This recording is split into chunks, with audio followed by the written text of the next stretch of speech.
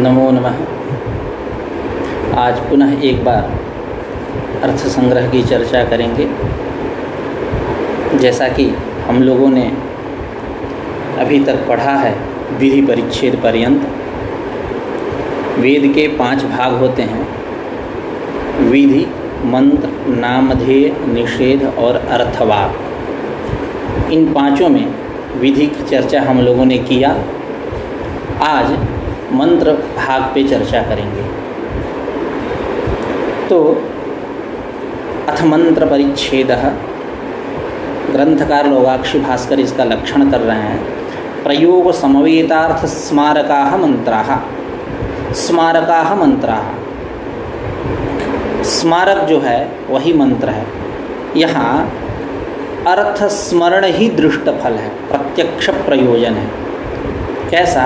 तो प्रयोग समवेतार्थ स्मारका, प्रयोग यानी कर्म यानी याग, उसमें जो समवेत समवाय संबंध से उपस्थित संबंधित जो अर्थ यानी द्रव्य, देवता, क्रिया, पदार्थ इत्यादि, इनका जो स्मारक है, स्मरण कराने वाला जो है, उसको बोलते हैं मंत्र। तो प्रयोग समवेतार्थ स्मारकाः मंत्राः तेषां च तादृशार्थ स्मारकत्वेनैव अर्थवत्वम्। तेषां मंत्राणाम् अर्थवत्वं कथं आयाति? करें तादृशार्थ स्मारकत्वेनैव। तादृशार्थ स्मारकत्वेनैव का मतलब क्या है? प्रयोग समवेतार्थ स्मारकत्वेनैव। याग से संबंधित जो अर्थ हैं, द्रव्य, देवता, क्रिया, पदार्थ इत्यादि, उनका स्मरण करने से ही इसमें अर्थवत्व है, अर्थवत्ता है। तेषां मंत्राणाम तादृशार्थ स्मारकत्वेनैव। तादृशार्थ स्मारकत्वेनैव यानी प्रयोग समवेतार्थ स्मारकत्वेनैव। प्रयोग याग, उसमें उससे संबंधित जो अर्थ, द्रव्य, देवता, क्रिया, पदार्थ, इनका स्मारक होने से ही इसमें मंत्राणाम अर्थवत्वम सिद्धम, मंत्रों में अर्थवत्ता सिद्ध होती है। न तो तदुच्चारणम अदृष्टार्थम। किसी ने कहा कि यह जो मंत्र हैं इनका उच्चारण इसलिए किया जाता है क्योंकि अदृष्ट की उत्पत्ति होगी। तो कह रहे हैं कि नहीं है, ऐसा नहीं है। आप ऐसा नहीं कह सकते कि यह जो तदुच्चारण है, मंत्रोच्चारण है, वो अदृष्टार्थक है। आप ऐसा नहीं कह सकते। क्यों? कि एक न्याय है, संभवति दृष्टफलकत्वे अदृष्टफल कल्पनायाः अन्यायत्वात्। जहाँ दृष्ट फल हो वहाँ अदृष्ट फल की कल्पना करना यह न्याय विरुद्ध है। यहाँ दृष्ट फल क्या है? अर्थ स्मरण। याग से संबंधित जो भी अर्थ है, द्रव्य, देवता, क्रिया, पदार्थ आदि, इनका स्मरण ही दृष्ट फल है। इसलिए संभवति दृष्ट फलकत्वे, दृष्ट फल होने पर अदृष्ट फल की कल्पना करना अन्याय है। इस रीति से, इस नियम से न तो तदुच्चारणम अदृष्टार्थम, यह मंत्रोच्चारण जो है अदृष्टार्थक है, आप ऐसा नहीं कह सकते। फिर न च दृष्टार्थ स्मरणस्य प्रकारांतरेण संभवात् मंत्राम्नानं व्यर्थम इति वाच्यम न वाच्यम मंत्रैरेव स्मर्तव्यम इति नियम विधि आश्रयणात्। कह रहे हैं कि दृष्टार्थ स्मरणस्य, चलो मान लिया कि तदुच्चारण जो है, मंत्रोच्चारण मतलब अदृष्टार्थक नहीं है, मान लिया, क्योंकि आपने एक न्याय ला दिया कि संभवति दृष्ट फलकत्वे अदृष्ट फल कल्पनायाः अन्यायत्वात्। चलो ये बात मैंने मान लिया, लेकिन यह जो दृष्टार्थ स्मरण है, ये किसी प्रकारांतर से यदि सिद्ध हो जा रहा है तो हम मंत्रोच्चारण क्यों करेंगे? मंत्राम नानम व्यर्थम न वाच्यम, ऐसा नहीं कह सकते। उसी को कह रहे हैं कि दृष्टार्थ स्मरणस्य, दृष्टार्थ वही प्रत्यक्ष प्रयोजन, प्रयोग से संबंधित जो द्रव्य, देवता, क्रिया, पदार्थ आदि, उनका स्मरण। तो दृष्टार्थ स्मरणस्य प्रकारांतरेणापि, प्रकारांतर कौन है यहाँ? ब्राह्मण वाक्य, उनसे भी स्मरण हो सकता है। तो कह रहे हैं कि दृष्टार्थ स्मरणस्य प्रकारांतरेणापि संभवात् मंत्राम्नानं व्यर्थम इति वाच्यम न वाच्यम, ऐसा आप नहीं कह सकते। क्यों? कि नियम विधि है, मंत्रैरेव स्मर्तव्यम, मंत्र से ही स्मरण करना चाहिए। मंत्रैरेव स्मर्तव्यम, मंत्रार्थ स्मृति, मंत्रैरेव मंत्रार्थ स्मृति इति सिद्धांत देश संग्रह। तो मंत्र से ही स्मरण करना चाहिए, ऐसा नियम है। अब ये नियम क्या चीज़ है? तो जैसा कि हम लोगों ने पूर्व में चर्चा किया शायद पहले ही दिन पे कि विधि के 3 प्रकार होते हैं। 3 प्रकार से यहाँ विधि का निरूपण किया गया इस अर्थ संग्रह नामक ग्रंथ में। पहले गुण विधि, विशिष्ट विधि, उसके बाद विधिश्च चतुर्विधा, उत्पत्ति विधि, विनियोग विधि, अधिकार विधि, प्रयोग विधि। तीसरा प्रकार क्या है कि अपूर्व विधि, नियम विधि और परिसंख्या विधि। तो उस तीसरे प्रकार का यानी यूँ कह ले अब यहाँ से प्रारंभ हो गया यानी निरूपण। तो कह रहे हैं मंत्रैरेव मंत्रार्थ स्मृति यानी मंत्रैरेव स्मर्तव्यम इति नियम विधि आश्रयणात्, ऐसा नियम विधि का आश्रयण किया जाता है। आप ब्राह्मण वाक्य यह प्रकारांतर से स्मरण कर लो, यह बात ठीक नहीं लगती है क्योंकि नियम विधि का यहाँ आश्रयण है। अब नियम विधि क्या है तो कह रहे हैं नाना साधन साध्य क्रियायाम एक साधन प्राप्तौ अप्राप्तस्य अपर साधनस्य प्रापको विधि ही नियम विधि। यानी उदाहरण पुरस्कार हम लोग इसको स्पष्ट करते हैं। अभी ग्रंथकार स्वयं स्पष्ट करेंगे अपनी भाषा में, तो हम लोग पहले समझते हैं। जैसे ब्रीहि नवहंती, ब्रीहि का अवहनन यानी ब्रीहि नवहंती यानी ब्रीहि का अवहनन करता है। तो यहाँ ब्रीहि जो है वो पुरुडास की प्रकृति है। टंडुल उससे निकलेगा तो उससे पुरोडास बनेगा, पीस के पेषण इत्यादि करके जैसे बने, तो उसकी यह प्रकृति है ब्रीहि। तो ब्रीहि का वैतुषीकरण यानी तुष विमोक अपेक्षित हुआ। जब पुरोडास की प्रकृति है तो ऐसे खड़ा ब्रीहि से तो बना नहीं सकेंगे, पुरोडास बनेगा ही नहीं, तो उसके लिए तुष्विमोक अपेक्षित है, तुष्विमोक करना होगा यानी वैतुषीकरण करना होगा। तो वो वैतुषीकरण ही क्या है, क्रिया है। और वह वैतुषीकरण क्रिया जो है अनेक साधनों से प्राप्त है। अवहनन करके ओखली में रख करके ब्रीहि को कूट करके भी आप टंडुल की उत्पत्ति कर सकते हो, या अस्मकुट्टन सिलबट्ट पे रख करके भी आप पीस करके उसका छिलका हटा सकते हो, भूसी हटा सकते हो, या आप नख विदलन से भी हटा सकते हो, मतलब नाखून से। अब इसमें ये बात नहीं कि नख विदलन करेंगे तो ज़्यादा समय लगेगा, तो ऐसा कुछ नहीं है, लेकिन प्राप्ति तो है उन सब की भी। अस्मकुट्टन करेंगे, सिलबट पे पीसेंगे, ओखली में करेंगे तो कम समय लगेगा, उस सब की यहाँ चर्चा नहीं। लेकिन यह नाना साधन साध्य तो है ना, बस केवल इतने से मतलब है। तो प्रकृत स्थल में आते हैं, अब घटाते हैं। नाना साधन साध्य क्रियायाम, नाना साधन साध्य क्रियायाम यानी वैतुषीकरण क्रियायाम, जो यह वैतुषीकरण है अनेक साधनों से साध्य है। अस्मकुट्टन कर लो, या आप नखविदलन कर लो, या आप ये अवहनन कर लो, या नाना साधन साध्य है। तो नाना साधन साध्य क्रियायाम यानी वैतुषीकरण क्रियायाम एक साधन प्राप्त हो। यदि हम अवहनन को छोड़ करके नखविदलन का संग्रह करें, नखविदलन पक्ष का अवलंबन करें, तो एक साधन प्राप्त हो। अप्राप्त से अपर साधन से, तो नखविदलन क्या रहेगा, अप्राप्त रहेगा। तो अप्राप्त से अपर साधन से यानी अवहननस्य, अवहनन क्या रहेगा, अप्राप्त रहेगा। तो अप्राप्त से अपर साधनस्य यानी अवहननस्य प्रापको विधि नियम विधि। तो इस प्रकार यह नियम विधि हुई। अब इसको वेदांत की भाषा में हम लोग समझेंगे। अभी पहले ग्रंथकार की भाषा में हम लोग समझ लेते हैं प्रकृत स्थल में क्या कहने वाले हैं, तो इसकी चर्चा कर लेते हैं। उसके बाद हम लोग सिद्धांत ले संग्रह ग्रंथ के अनुसार हम लोग पढ़ेंगे।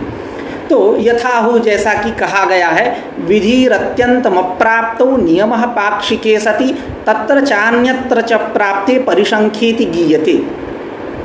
अब इसमें हम लक्ष्य निकालेंगे और लक्षण निकालेंगे। ये इस श्लोक से हम लोग नियम विधि, अपूर्व यानी अपूर्व विधि, नियम विधि और परिसंख्या विधि, इन तीनों का लक्ष्य और लक्षण निर्धारण करेंगे। तो विधिरत्यन्तम अप्राप्तौ, अत्यंतम अप्राप्तौ विधि ही। तो अत्यंतम अप्राप्त, यह अत्यंता प्राप्ति जो है ये लक्षण हुआ, और विधि है ये लक्ष्य, यानी विधि यानी अपूर्व विधि। और नियम पाक्षिके सति, पाक्षिके सति ये लक्षण हुआ, नियम यह लघु हुआ लक्ष्य, नियम विधि। तत्र चान्यत्र च प्राप्ते, तत्र प्राप्ते अन्यत्र च प्राप्ते ये हुआ लक्षण, और परिसंख्या हुआ लक्ष्य। अब अर्थ करते हैं।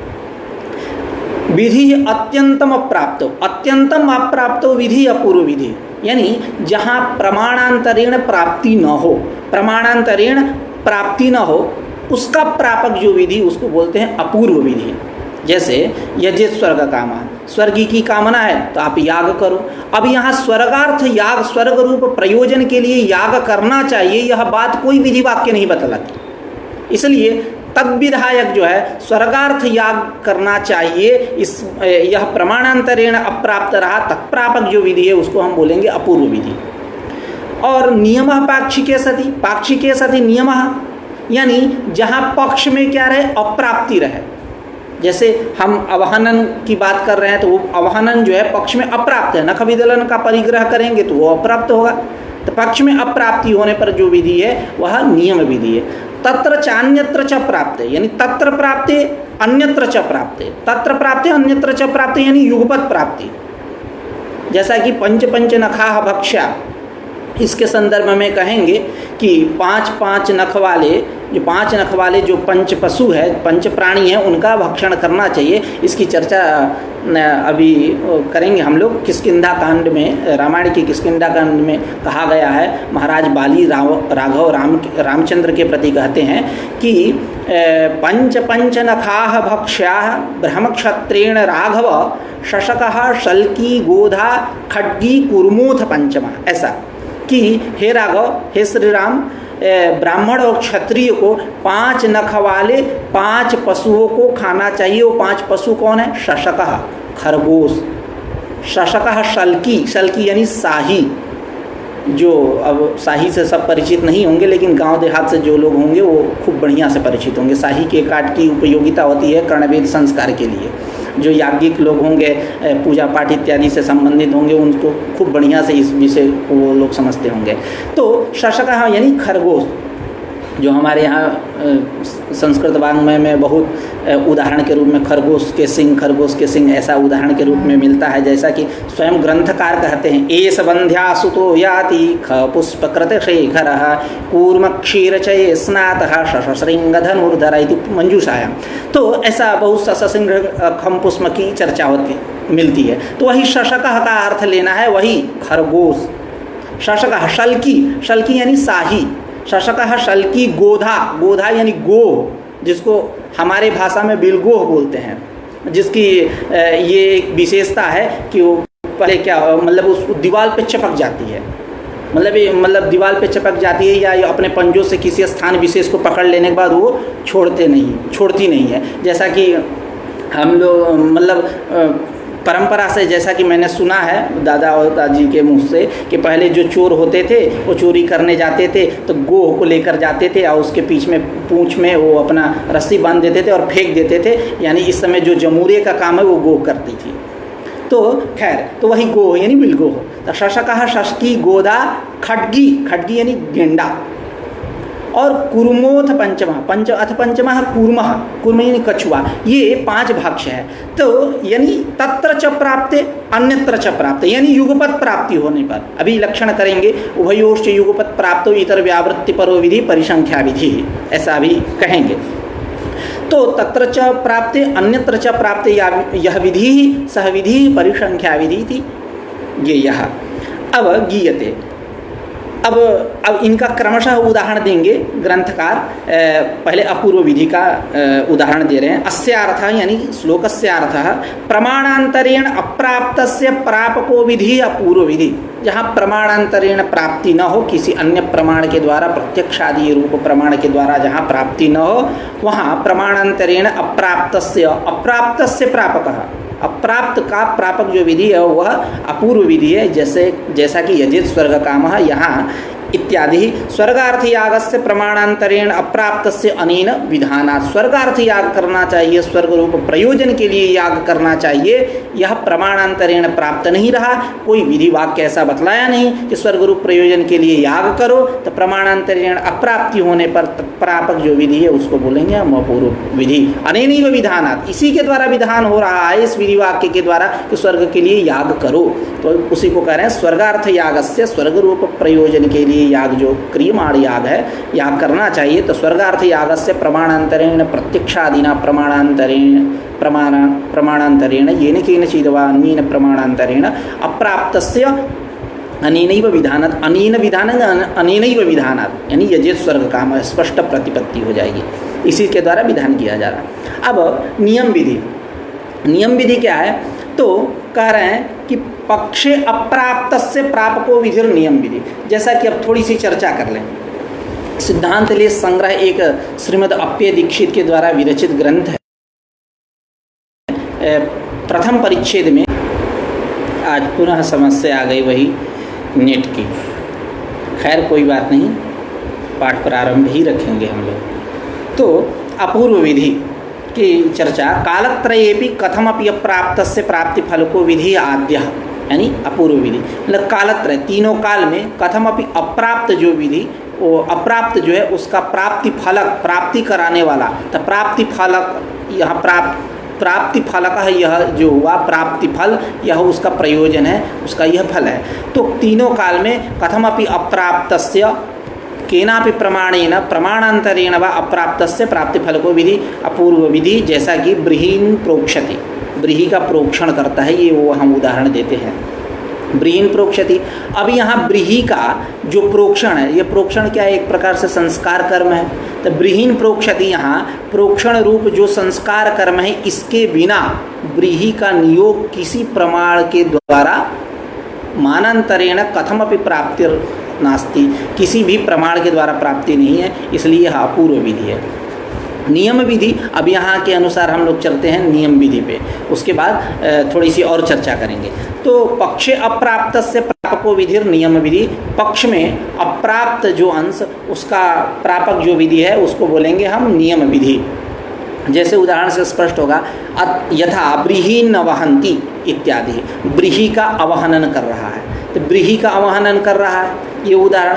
अब यहाँ पे कथमपि, कथमस्य पक्षे अप्राप्त प्रापकत्वम, कथमस्य, अस्य मतलब नियम विधि है, यह जो नियम विधि है इस नियम विधि का पक्षे अप्राप्त प्रापकत्वम, पक्ष में अप्राप्त प्रापकत्व इस नियम विधि का कैसे यहाँ सिद्ध हो रहा है?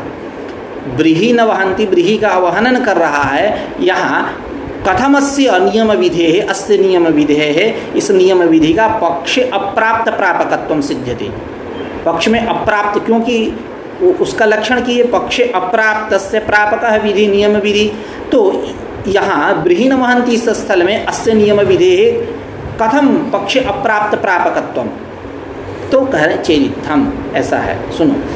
तो कह रहे हैं कि अनेन ही अवघातस्य वैतुस्यार्थत्वम न प्रतिपाद्यते, अनेन ही विधिना नियम विधिना ब्रीही न वहंती इत्येवं रूपेण विधिना, इस विधि के द्वारा अवघातस्य वैतुस्यार्थत्वम न प्रतिपाद्यते, यानी अवघात जो है ओखली में कूटना ब्रीही को, यह जो अवघात है इस अवघात का वैतुस्यार्थत्व यानी वैतुस्यार्थता प्रतिपादित नहीं की जा रही है। वैतुस्यार्थत्व यहाँ प्रतिपादित नहीं किया जा रहा है। यहाँ क्या प्रतिपादित किया जा रहा है? तो कह रहे हैं क्यों? क्योंकि वह अन्वय व्यतिरेक सिद्धत्वात्, वह अन्वय व्यतिरेक सिद्ध है, यानी आप अवहनन करो तो तुष्विमोख होगा, वैतुषीकरण होगा, और यदि अवहनन न करो तो अन्य भी नख विदलन बैठा हुआ है उससे तुष्विमुख हो जाएगा।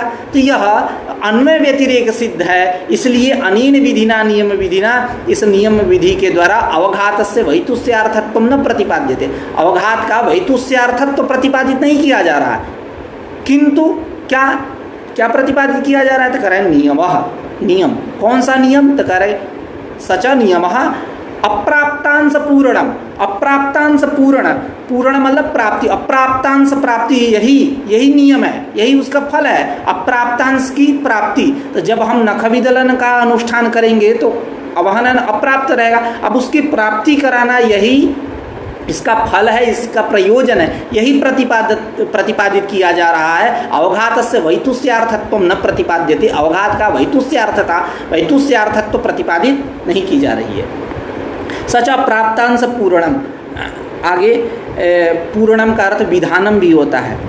आगे करें वैतुष्यस्य ही नानोपाय साध्यत्वात् यदा अवघातम परित्यज्य उपायांतरम ग्रहीतुम आरभते तदा अवघातस्य अप्राप्तत्वेन तद्विधानात्मकम अप्राप्तांश पूर्णमेव अनेन विधिना क्रियते, यानी करेंगे वैतुष्यस्य ही नानोपाय साध्यत्वात्, यह जो वैतुषीकरण है, तुस विमोक है, यह नानोपाय साध्य है, नाना उपाय साध्य, अनेक उपाय साध्य है। आप नख विदलन कर लो, अस्मकुट्टन कर लो, अवहनन कर लो, सबसे हो सकता है। तो नानोपाय साध्य वैतुष्य से ही नानोपाय साध्यत्वात् अनेक उपाय साध्य होने से यदा अवघातम परित्यज्य, जब आप अवघात को छोड़ करके उपायांतरम ग्रहीतुम आरभते, किसी दूसरे उपाय का अवलंबन करोगे, उस पक्ष को मानोगे, तदा अवघातस्य अप्राप्तत्वेन, तब क्या रहेगा, अवघात प्राप्त नहीं रहेगा। अवघात की क्या रहेगी, अप्राप्ति रहेगी। अवघातस्य अप्राप्तत्वेन तद विधानात्मकम। अब देखिए यहाँ कई पाठ मिलते हैं, कुछ ग्रंथों में तद विधान नामकम, ऐसा कहीं कहीं तद विधानात्मकम, आप लोगों में जो हो देख लीजिए। तो कह रहे हैं कि यदि यहाँ वैतुषीकरण जो है, वैतुष्य से नानोपाय साध्यत्वात्, नानोपाय साध्य होने से, अनेक उपाय साध्य होने से, यदा अवघातम परित्यज्य, जब अवघात को आप त्याग करके किसी उपाय अंतर, नख विदलन आदि या आस्मकुट्टन आदि किसी उपाय अंतर का आप ग्रहण करते हो, तब वहाँ अवघात की क्या रहेगी, अप्राप्ति रहेगी। तब तद विधानात्मकम, तद विधानात्मकम अवघात विधानात्मकम अप्राप्तांश पूर्णमेव, अवघात विधानात्मक जो अप्राप्तांश की पूर्ति है, अप्राप्तांश का जो विधान है, अप्राप्तांश की जो प्राप्ति है, वह ही अनेन विधिना क्रियते, नियम विधिना क्रियते, इस नियम विधि के द्वारा काम किया जा रहा है। अतश्च नियम विधौ अप्राप्तांश पूर्णात्मक नियम एव वाक्यार्थः, इसलिए इस नियम विधि में अप्राप्तांश पूर्णात्मक, जैसा कि मैंने शुरू में कहा, यही इसका फल है, अप्राप्तांश का विधान करना। तो अतश्च नियम विधौ अप्राप्तांश पूर्णात्मकः नियमः एव वाक्यार्थः, नियमः एव वाक्यार्थः, कीदृशः नियमः वाक्यार्थः, तो अप्राप्तांश पूर्णात्मकः, अप्राप्तांश की पूर्ति, अप्राप्तांश का विधान करना, अप्राप्तांश पूर्णात्मक नियम है, एवं वाक्यार्थ है, यही इसका वाक्यार्थ है, जिसको स्पष्ट करते हुए आगे और कह रहे हैं, पक्षे अप्राप्त अवघात से विधानम इति यावत्, मतलब पक्ष में अप्राप्त जो अवघात, जब नख विदलन करेंगे तो वो अप्राप्त रहेगा, तो पक्षे अप्राप्त अवघात से विधानम इति यावत्, यही वाक्यार्थ है, इसी का विधान हो रहा है, अप्राप्तांश प्राप्ति। अपितु ये नहीं कह सकते कि अवघात जो है वो अवघात से वैतुष्यार्थत्वं प्रतिपाद्यते न प्रतिपाद्यते, ऐसा आप नहीं कह सकते कि अवघात इसलिए हो रहा है कि वैतुषीकरण के लिए हो रहा है, तो आप ऐसा नहीं कह सकते, अपितु वाक्यार्थ है यही अप्राप्तांश की प्राप्ति। अब वेदांतियों के यहाँ इसी का लक्षण करते हैं कि पक्षे प्राप्त से अप्राप्तांश पूर्ण विधि, मतलब पक्ष में वही अर्थ है सेम, लेकिन उदाहरण बदल जाते हैं। तो पक्ष में अप्राप्त से पक्ष प्राप्त से, जहाँ पक्ष प्राप्ति रहे वहाँ अप्राप्तांश पूर्ण जो रूप, पूर्ण रूप जो विधि है वह विधि नियम विधि है। जैसे ब्रीहि नवहन्ति, ब्रीहि का अवहनन करता है। तो अभी यहाँ क्या है, जैसा कि एक पंक्ति मैं आपको सुनाता हूँ, अत्र विध्यभावेपि पुरोडास प्रकृति द्रव्याणां टंडुल निष्पत्त्याक्षेपात् अवहनन प्राप्तिर्भविष्यति, न तत्प्राप्त्यर्थः विधिः, किंतु आक्षेपात् अवहनन प्राप्तौ तद्वदेव लोकावगत करणत्वाविशेषात् नखविदलनादिरपि पक्षे प्राप्नुयात् इति अवहनन अप्राप्तांश संभवात् तदंश परिपूर्ण फलः। यानी ब्रीहि नवहन्ति, यही उदाहरण रख रहे हैं यहाँ। ब्रीहि नवहन्ति यानी ब्रीहि का अवहनन कर रहा है। यहाँ विध्य भावेपि, चलो मैंने विधि नहीं माना, कोई विधि नहीं है, विध्य भावेपि विधि का अभाव होने पर भी पुरोडास प्रकृति द्रव्याणाम, पुरोडास की प्रकृति है ब्रीहि, तो ब्रीहि यानी टंडुल जब तुस विमोह करेंगे, वैतुषीकरण करेंगे तभी टंडुल की उत्पत्ति होगी। तो पुरोडास प्रकृति द्रव्याणाम टंडुल निष्पत्त्याक्षेपा, टंडुल निष्पत्ति की अपेक्षा होने से अवहनन प्राप्तिर्भविष्यति, अवहनन की प्राप्ति हो जाएगी, होगी। न तत्प्राप्त्यर्थः विधि, उस मतलब टंडुल की प्राप्ति के लिए यहाँ कोई विधि नहीं है, किंतु आक्षेपात अवहनन प्राप्त, जिस प्रकार आपने आक्षेपात अवहनन की प्राप्ति दिखाई, ठीक उसी प्रकार तद्वदेव लोकावगत करणत्वा विशेषात सामान्यात आक्षेपात नखविदलनादि की भी प्राप्ति होगी। तो वही कह रहे हैं, लोकावगत करणत्वा विशेषात नखविदलनादिरपि ही पक्षे प्राप्नुयात्, इसकी भी प्राप्ति होगी। जैसे वहाँ विद्य भावे भी, विधि के अभाव होने पर आक्षेपात अवहनन की प्राप्ति आप दिखा रहे हो, तो लोकानुगत करणत्वा विशेषण नख विदलन आदि की भी प्राप्ति होगी। तो प्राप्नुयात् इति अवहन, तब क्या होगा, अवहनन की अप्राप्ति रहेगी, तब अप्राप्तांश परिपूर्ण रूप यह विधि है, नियम विधि। अब आगे आते हैं परिसंख्या विधि पे। तो परिसंख्या विधि पे इसका विवेचन करने से पूर्व पहले शब्द पे विचार करेंगे। परिसंख्या विधि यानी परि मतलब वर्जन, संख्या मतलब बुद्धि, वर्जन बुद्धि मतलब निषेध बुद्धि। तो इसका लक्षण कर रहे हैं, उभयोश्च युगपत् प्राप्तो इतर व्यावृत्ति परो विधि परिसंख्या विधि। उभयोश्च युगपत् प्राप्तो, जहाँ उभयोश्च प्रकृत स्थल में उदाहरण देंगे, पंच पंच नखा भक्ष्या, ये 5 नख वाले जो 5 प्राणी हैं उनका भक्षण करना चाहिए। जैसा कि मैंने शुरू में ही बता दिया कि किष्किंधाकांड में कहा गया है कि पंच पंच नखा भक्ष्या ब्रह्म क्षत्रेण राघव शशकः शल्की गोधा खड्गी कुर्मोथ पंचमा। वहाँ जो है ब्रह्म क्षत्रेण, यह पद जो है उपलक्षण है, त्रैवर्णिक के लिए है, ब्राह्मण क्षत्रिय वैश्य इन तीनों के लिए। अशूद्र की तो बात ही नहीं है, शूद्र के लिए सब भक्ष्य है। तो त्रैवर्णिक के लिए उपलक्षण में तत्, जैसे स्वबोधकत्वे सति स्वेतरबोधकत्वम, जैसे अस्य अप्रमाण्यम नाशंकनीयम त्रिविधकरण श्रुतेः पंचीकरणस्यापि उपलक्षणत्वात् इति वेदांत सारे कहा कि यह पंचीकरण की अप्रमाण्यता का आशंका मत करो, क्योंकि यह त्रिविधकरण का पंचीकरण से आप अस्य अप्रामाण्यम नाशंकनीयम त्रिविधकरण श्रुते है, त्रिविधकरण श्रुति मिलती है। हंता हमिमाम तिस्रो देवता नीन जीवेनात्मनानुप्रविश्य नाम रूपे व्याकरवाणी, त्रिविधकरण श्रुति मिलती है। और इसलिए पंचीकरण से आप उपलक्षणत्व, वो पंचीकरण का भी उपलक्षण है, अर्थात स्वबोधकत्व सति श्वेतरबोधकत्व है। उसी प्रकार यहाँ उपलक्षण का बस वही जानिए कि स्वबोधकत्व सति श्वेतरबोधकत्व, ये व्याकरण में घटता है। तो जहाँ आपको ये समझ लीजिए, जहाँ तदतिरिक्त को पकड़ना हो, हिंदी में जहाँ तदतिरिक्त को पकड़ना हो, उसकी व्यापकता सिद्ध करनी हो तो उपलक्षण मान लो। यानी यहाँ ब्रह्म क्षत्रिय ब्राह्मण क्षत्रिय की बात हो रही है, 2 ही की बात हो रही है, 3 को पकड़ना है तो 3 को पकड़ना है तो उपलक्षण मान लिए, तो त्रैवर्णिकेन ऐसा अर्थ ले लेंगे। तो अब आते हैं उभयोश्च युगपत् प्राप्त इतर व्यावृत्ति परो विधि परिसंख्या विधि। उभय प्रकृत स्थल में पंच पंच नखा भक्ष्या, 5 नख वाले 5 पशुओं को खाओ, जिसका परिगणन भी हुआ। तो उभयोश्च युगपत् प्राप्त, उभयोश्च यानी पंचनख भक्षण अपंचनख भक्षण, इत्यनयोः द्वयोः युगपत् प्राप्त, रागतः प्राप्त, इन सब की रागतः प्राप्ति होगी। राग ही है इनको भक्षण करने के लिए प्रवृत्त करेगा मनुष्य को, राग। तो उभयोश्च युगपत् प्राप्त पंचनक भक्षण अपंचनक भक्षण इत्येवं भूतयोः उभयोः पंचापंच भक्षणयोः युगपत् प्राप्त रागतः प्राप्त इतर व्यावृत्ति परो विधि, अपंचनक भक्षण व्यावृत्ति परो विधि परिसंख्या विधि, उसी को स्पष्ट कर रहे हैं अब ग्रंथकार अपने भाषा में। यथा पंच पंच नखा भक्ष्या इति इदम ही वाक्यम न पंच नख भक्षण परम, यह जो है वाक्य इदम ही वाक्यम न पंच पंच नख भक्षण परम, यह जो वाक्य है पंच पंच नख भक्षण परक नहीं है कि 5 नख वाले 5 पशुओं को खाओ, एतदर्थ प्रतिपादक नहीं है। कैसा है, क्यों? क्योंकि तस्य रागतः प्राप्तत्वात्, यह पंच पंच नख भक्षण जो है यह रागतः इसकी प्राप्ति है, इसलिए इसको अपूर्व विधि आप नहीं कह सकते।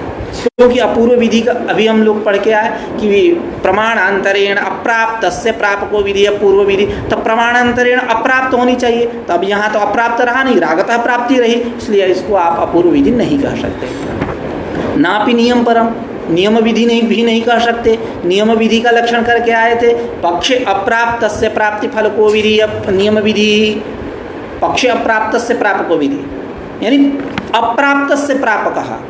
अब यहाँ क्या हुआ, यह नियम परक इसलिए नहीं है कि इन दोनों की युगपत प्राप्ति है, पंचनक भक्षण और अपंचनक भक्षण की युगपत प्राप्ति है, किसी एक की अप्राप्ति नहीं है। अवहनन के समान कि नख विदलन कर रहे थे तो अवहनन की अप्राप्ति थी, तो तत्पूरक जो हुआ विधि वो नियम विधि हुआ। तो यहाँ ऐसी स्थिति नहीं है, यहाँ दोनों की प्राप्ति है युगपत प्राप्ति होने पर, इसलिए कहे शुरू में उभयोश्च युगपत प्राप्त। जब युगपत प्राप्ति रहेगी तो किसी एक की अप्राप्ति तो कह नहीं सकते आप, तो नापि नियम परम, इसको आप नियम परक नहीं मान सकते। नापि नियम परम, क्यों कि पंचनख भक्षण से युगपत प्राप्ति है पक्ष अप्राप्ति अभावात। पंचनख भक्षण और अपंचनख भक्षण इन दोनों का युगपत प्राप्ति होने से पक्ष अप्राप्ति अभावात, पक्ष में अप्राप्ति का अभाव है, इसलिए इसको आप नियम विधि नहीं कह सकते। अब इस यहाँ तीन पाठ मिलते हैं, कहीं कहीं पंचनख अपंचनख भक्षण यह भी पाठ मिलता है, कहीं कहीं पंचनख पंचेतर पंचनख भक्षण से युगपत प्राप्ति है पक्ष अप्राप्ति अभावत यह भी पाठ मिलता है, कहीं कहीं पंचनख भक्षण से ऐसा पाठ मिलता है। तो यह 3 पाठ मिलता है, इन तीनों पाठों में यही उपयुक्त है अर्थ की दृष्टि से, पंचनख अपंचनख भक्षण से। तनापि नियम परम, क्योंकि प्रकृत स्थल में उसी की चर्चा हो रही है। नापि नियम, क्योंकि युगपत प्राप्ति, तो हम जब तक अपंचनक भक्षण नहीं करेंगे, वो पाठ नहीं मानेंगे, तो पंक्ति कैसे लगेगी, इसलिए अर्थ की दृष्टि से वही पाठ उपयुक्त है, पंचनक अपंचनक भक्षण से ऐसा। तो नापि नियम परम, यह विधि जो है नियम परक नहीं है, यह पंचनखा अभक्ष्य है, यह नियम का उदाहरण नहीं है। क्यों कि पंचनक भक्षण और अपंचनक भक्षण इन दोनों की युगपत प्राप्ति होने से पक्ष में किसी एक की अप्राप्ति का अभाव है, इसलिए इसको नियम परक हम नहीं कह सकते, यह नियम विधि नहीं है, क्योंकि पक्ष में अप्राप्ति वहाँ चाहिए उसके लिए। अतः इदम अपंचनक भक्षण निवृत्ति परम इति परिसंख्या विधि, इसलिए अतः पंचनखा भक्ष्य यह जो है अपंचनक भक्षण निवृत्ति परम, किस लिए है, इसका अर्थ क्या है, अपंचनक भक्षण की निवृत्ति, जो पंचनक पंचेतर हैं, पंचनख वाले नहीं है, अपंचनक भक्षण निवृत्ति परम, उनकी निवृत्ति परक यह विधि है, इति परिसंख्या विधि, इस प्रकार परिसंख्या विधि कहे। अब इसके भेदों पे चर्चा चलेगी। अब थोड़ी सी चर्चा हम लोग और कर लें, जैसा कि वेदांत में वेदांतियों ने युभयोश्च युगपत प्राप्त इतर व्यावृत्ति परो विधि परिसंख्या विधि ऐसा लक्षण नहीं किया है, वो उन्होंने अलग किया लक्षण, वे लोग अलग करते हैं और उदाहरण भी अलग देते हैं, जैसा कि मैंने शुरू में एक दिन चर्चा किया था, आप लोगों को स्मरण होगा। लक्षण करते हैं इसका, द्वयोः शेषिणोः एकस्य शेषस्य नित्य प्राप्त शेष्यंतरस्य निवृत्ति फलको विधि परिसंख्या विधि, अथवा एकस्मिन् शेषिणी द्वयोः शेषयोः नित्य प्राप्त शेषांतरस्य निवृत्ति फलको विधि परिसंख्या विधि। जैसे अग्निचयन में अश्वरसना ग्रहण और गर्दभ रसना ग्रहण, एक मंत्र मिलता है, इमाम अग्रभणन रसनामृतस्य अश्वाविधानिमादत्ते इत्यादि। तो अब लक्षण को घटाने से पहले हम लोग ये चर्चा करते हैं कि यह जो मंत्र है किसका अंग बनेगा, अश्वरसना ग्रहण का अंग बनेगा कि गर्दभ रसना ग्रहण का अंग बनेगा। तो यहाँ परिसंख्या विधि काम करती है, गर्दभ रसना ग्रहण की व्यावृत्ति की जाती है। अब लक्षण घटाते हैं, एकस्मिन् शेषिणी, यहाँ शेषी कौन है, इमाम अग्रभणन रसनामृतस्य यह मंत्र, एकस्मिन् शेषिणी द्वयोः शेषयोः नित्य प्राप्त, दो शेष कौन हुए, अश्वरसना ग्रहण और गर्दभ रसना ग्रहण, इति एवं भूतयोः द्वयोः शेषयोः नित्य प्राप्त, लिंग प्रमाणात् नित्य प्राप्त, लिंग प्रमाण से नित्य प्राप्ति होने पर शेष्यंतरस्य निवृत्ति फलको विधि, शेष्यंतरस्य निवृत्ति फलको विधि यानी गर्दभ रसना ग्रहण इति एवं भूतस्य शेष्यंतरस्य निवृत्ति फलको विधि परिसंख्या विधि। अथवा और जो दूसरा लक्षण किए थे, एकस्मिन् शेषिणी द्वयोः शेषयोः नित्य प्राप्त शेषांतरस्य निवृत्ति फलको विधि परिसंख्या विधि। तो अब आते हैं जैसे गृहमेधीय चतुर्मास्यांतर्गत इष्ट विशेष गृहमेधीय में याग में आज्य भागो यजति, आज्य भागो यजति ऐसा मिलता है वहाँ, और अतिदेश वाक्य से प्रयाजो यजति, प्रयाज का अनुष्ठान कर, यह दोनों मिलते हैं, आज्य भागो यजति प्रयाजो यजति। तो अब यहाँ लक्षण हम घटाते हैं, एकस्मिन् शेषिणी, एकस्मिन् शेषिणी, एकस्मिन् शेषिणी यानी गृहमेधीये याग विशेषे एकस्मिन् शेषिणी द्वयोः शेषयोः नित्य प्राप्त, द्वयोः शेषयोः नित्य प्राप्त यानी आज्य भागो यजति प्रयाजो यजति इति एवं भूतयोः द्वयोः शेषयोः नित्य प्राप्त शेषांतरस्य निवृत्ति फल को विधि परिसंख्या विधि। शेषांतर कौन है? वही प्रया जो यजति उसका निवृत्ति फलक जो विधि है परिसंख्या विधि। जैसा कि हम लोगों ने शुरू में ये लक्षण करते हुए थोड़ा सा फिर से एक बार लक्षण करते हैं, क्योंकि लक्षण में कुछ अंश छूट गए थे। द्वयोः शेषिणोः एकस्य शेषस्य नित्य प्राप्त। जैसे अग्निचयन में अश्वरशना ग्रहण है और गर्दभ रशना ग्रहण है, तो द्वयोः शेषिणोः एकस्य शेषस्य नित्य प्राप्त। यहाँ दो शेषी, शेषा अस्य अस्ति इति शेषी यानी अंगी। द्वयोः शेषी, दो शेषी कौन हुए? वही अश्वरशना ग्रहण और गर्दभ रशना ग्रहण। इति एवं भूतयोः द्वयोः शेषिणोः एकस्य शेषस्य नित्य प्राप्तौ यानी एकस्य मंत्रस्य नित्य प्राप्तौ इमाम अग्रवणं रशनामृतस्य इति एवं भूतस्य मंत्रस्य नित्य प्राप्तौ शेष्यंतरस्य निवृत्ति फलको विधि। शेष्यंतरस्य निवृत्ति फलको विधि यानी गर्दभ रशना ग्रहण इति एवं भूतस्य शेष्यंतरस्य निवृत्ति फलको विधि परिसंख्या विधि। और दूसरा अंश था एकस्मिन् शेषिणि द्वयोः शेषयोः नित्य प्राप्तौ शेषांतरस्य निवृत्ति फलको विधि परिसंख्या विधि। परिसंख्या विधि जैसा गृहमेधीय जो याग है, चतुर्मास्य अंतर्गत इष्टि विशेष है, याग विशेष है, उसमें आज्य भागो यजति और प्रयाजो यजति अतिदेश वाक्य के द्वारा इनकी प्राप्ति रहती है। तो एकस्मिन् शेषिणि यानी गृहमेधीय द्वयोः शेषयोः नित्य प्राप्तौ, द्वयोः शेषयोः यानी आज्य भागो यजति प्रयाजो यजति इति एवं भूतयोः द्वयोः शेषयोः नित्य प्राप्त। शेषांतरस्य निवृत्ति फलको विधि। शेषांतरस्य निवृत्ति फलको विधि यानी शेषांतर कौन हुआ? आज्य भागो यजति। इस शेषांतर की निवृत्ति फलक जो विधि है परिसंख्या विधि। यह लक्षण और यह उदाहरण वेदांतियों के मतानुसार है, लेकिन मौलिक अर्थ में कोई भेद नहीं है। अब थोड़ी सी एक और चर्चा कर लेते हैं। चर्चा इस प्रकार करते हैं कि जो नियम विधि है, यह नियम विधि ब्रीहि न वहंती, जैसा कि हम लोगों ने यहाँ लौकाक्षी भास्कर के अनुसार उदाहरण जाना, ब्रीहि न वहंती, ब्रीहि का आवाहन करता है। तो यहाँ नख विदलन की क्या हो रही है? एक तरह से निवृत्ति ही हो रही है। आवाहन किए, अप्राप्तांश पूर्ति आप करा रहे हो, ठीक है, लेकिन फलतः तो यही आ रहा है कि न अवहनन करेंगे, नख विदलन नहीं करेंगे, यानी नख विदलन की निवृत्ति। तो जब नख विदलन की निवृत्ति वही बात परिसंख्या विधि भी करती है। इतर निवृत्ति उभयोश्च युगपत प्राप्त इतर निवृत्ति फल को विधि परिसंख्या विधि। तब इन दोनों में क्या विवेक रहा? भेद क्या है? दोनों तो अब इतर निवृत्ति की बात समान हो गई। परिसंख्या विधि भी इतर निवृत्ति कर रही है, पंचनक भक्षण व्यावृत्ति पर्व विधि, और नियम विधि में फलतः आ गया, शब्दतः नहीं आया, फलतः आ गया इतर निवृत्ति नख विदलन की निवृत्ति, यह फलतः आ गया। तो इन दोनों में को भेद है? भेद क्या है? इस पे हम लोग विचार करते हैं कि यहाँ इसको इस प्रकार से समझते हैं, जैसे ब्रीहि न वहंती, यहाँ पे जो नख विदलन है यह आक्षेप लभ्य है, विधिना विहित नहीं है। विधि क्या है? ब्रीहि न वहंती, ब्रीहि का अवहनन करता है। तो ब्रीहि का अवहनन करता है तो विधि से अवहनन का विधान है, नख विदलन का विधान नहीं है, वो फलतः आया।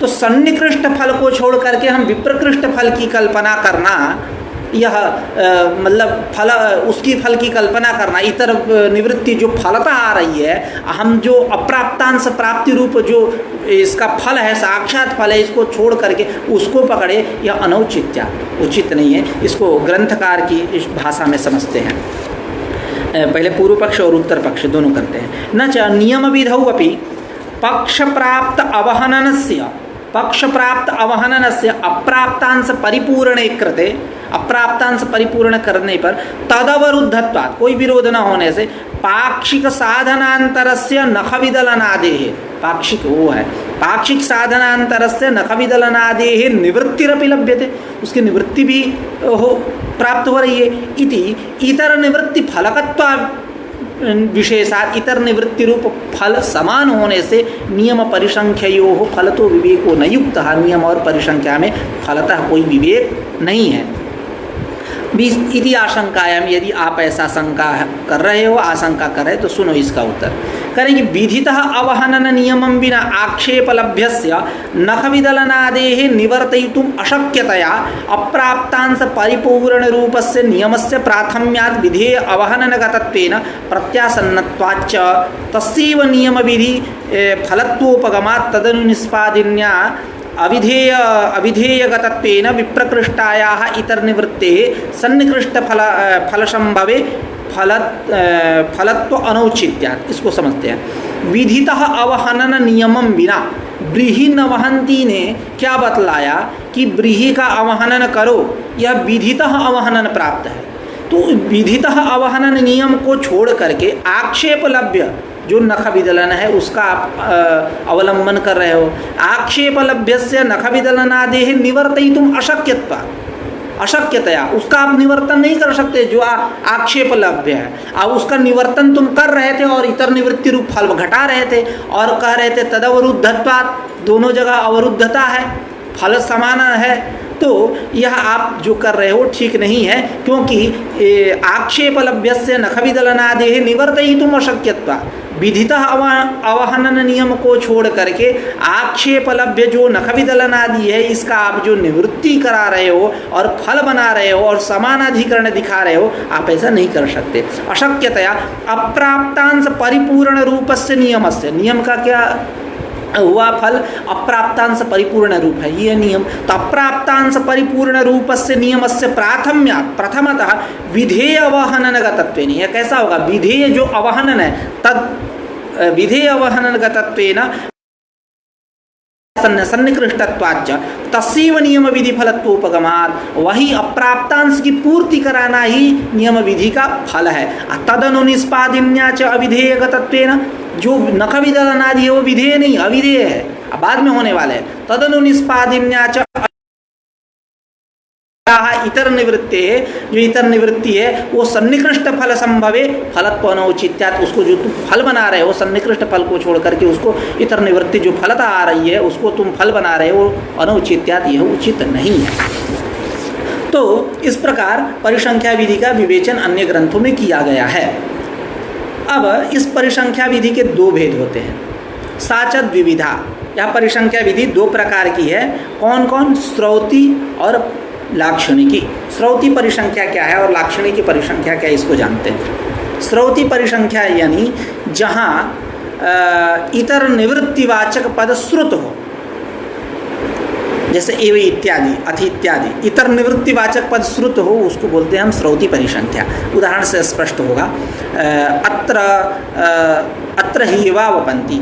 अब यहाँ अवपंती अवयंती यह पाठ के विषय में बहुत सारी विप्रतिपत्तियाँ हैं। आप लोग तत्त ग्रंथों को देख करके अपने बुद्धि विवेक से निश्चय कर सकते हैं कि यहाँ कैसा पाठ होना चाहिए, क्योंकि इस पर विप्रतिपत्ति बहुत सारी है।